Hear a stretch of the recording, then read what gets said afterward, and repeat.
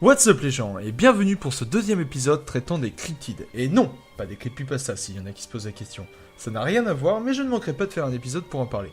Tout d'abord, si tu as cliqué sur cette vidéo en ayant déjà vu la vidéo de Link the Sun, ne t'en fais pas, je ferai attention à ne pas faire un copier-coller. Mais désolé d'avance à ceux qui savent déjà de ce que je vais parler, mais je vais pas avoir le chat d'introduire le mystère que sont les cryptides, ou la science de la cryptozoologie. Yes.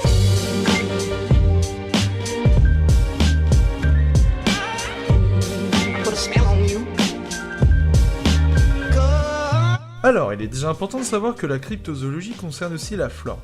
Bien moins intéressant pour le grand public, et pour moi, donc j'en parlerai pas dans cette vidéo, mais j'invite tous les botanistes à s'y intéresser. Mais dans cette vidéo, ce qui nous intéresse, c'est bien la cryptozoologie animale. Celle parlant des créatures du folklore ou même surnaturelles, cette science de la supposition mystérieuse et intrigante. Alors les cryptides, qu'est-ce que c'est? Ce sont des créatures supposées en vie qui n'ont pas été aperçues directement, par le biais de traces ou de pas mystérieux, ou de témoignages de personnes, mais rien de prouvé scientifiquement. Ce qui différencie les cryptozoologues des chercheurs ou des scientifiques, mais ces recherches sont réelles. Et il ne faut pas croire que les cryptozoologues sont des guignols. Au contraire, c'est un vrai travail de recherche, mais il faut le dire, c'est quand même un boulot de merde. Je m'explique. Le travail d'un chercheur est basé sur la recherche à partir de l'inconnu. Ils vont chercher des traces de pas, des cris, faire un travail de comparaison pour savoir si cet animal est déjà répertorié ou si cet animal est inconnu, et dans ce cas, c'est une découverte. Mais le boulot des cryptozoologues est le contraire. Ils savent déjà ce qu'ils cherchent, et une fois qu'ils ont trouvé l'animal qu'ils cherchent, c'est plus leur job. Et je trouve ça hyper frustrant. Imagine, tu découvres un cryptide hyper stylé, genre le Wendigo. Un truc bien classe et mystérieux. Tu prouves de manière irréfutable qu'il existe, et du coup tu te fais connaître tout ça, mais t'as envie d'étudier ta découverte. Sauf que non, ça c'est pas ton boulot. Toi tu découvres et eux ils étudient. Bref, un métier bien frustrant. Mais comment cette discipline est-elle apparue? Tout simplement parce qu'il n'y avait aucun autre métier qui faisait la même chose. Bref, comme tous les autres métiers, quand il y a un manque, il faut bien combler. Et ensuite, une fois la cryptozoologie sur pied, il faut bien des méthodes de recherche. Et d'ailleurs, combien on en compte? 5. La première catégorie concerne les animaux connus par des traces de pas. La deuxième concerne les animaux connus par un animal, donc un corps, complet retrouvé mort ou vivant. La troisième catégorie sont les animaux connus par fragments anatomiques. La quatrième sont les animaux connus par les témoignages.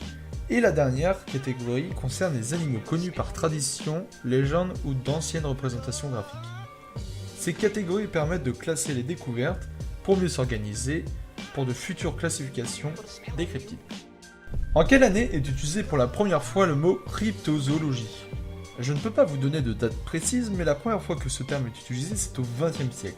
Et, premier nom important du cryptozoologisme, je ne sais pas si ça se dit, est un néologisme inventé par Ivan Terence Sanderson, qui est un peu le créateur de cette science. Et du coup, qui est ce monsieur? C'est un biologiste écossais né en janvier 1911, et comme je disais plus tôt, il est considéré comme le pionnier de la cryptozoologie, et il y dédia toute sa vie. Et même, plus précisément, une grosse partie de sa vie et de ses recherches concernait l'homme de glace du Minnesota, à ne pas confondre avec le Yeti, qui, on suppose, vit au Népal.